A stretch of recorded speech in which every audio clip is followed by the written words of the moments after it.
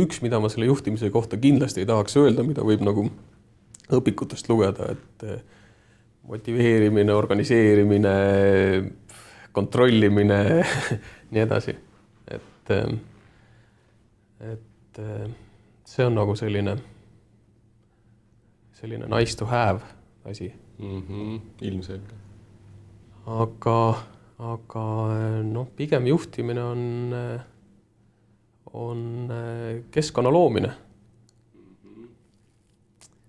Ehk siis sul peab olema peas see, mida sa luua tahad ja siis pead suutma kuidagi luua nagu sellise õhkkonna, et see kõik toetab seda. Aga mis ta nagu täpselt sõnades on, see on nüüd küll hästi selline raskesti seletatav, aga